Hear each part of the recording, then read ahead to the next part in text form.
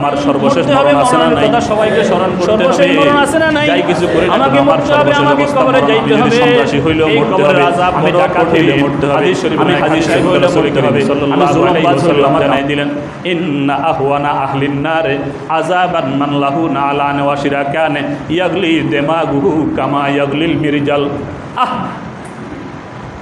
আমরা এখানে যারা আছি আমরা কারা কারা ভাত রান্না করছি? একদিনও ভাত রান্না করেন নাই? একদিনও করেন নাই? ওয়াইফ বাপের বাড়িতে গেলেও করেন নাই? আপনারা বুঝতেছেন আমার কথা মনে হয়। ভাত খাই না আমরা? ভাত আমাদের বাঙালির আসল খাবার কি?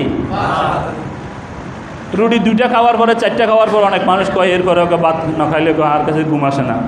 চারটা রুটি খাওয়া আনছে হোটেল থেকে, এরপরে ওকে হুজুর ভাত চারটা না খাইলে ঘুমে ধরে না। আসে না নাই?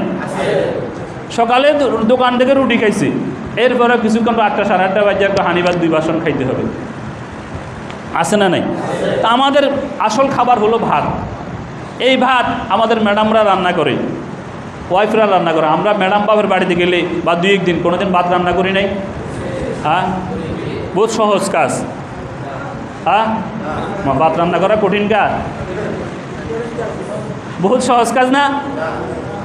ওয়াইফে একটু বেশ কম করলে হাত তার উপর হাত চলে।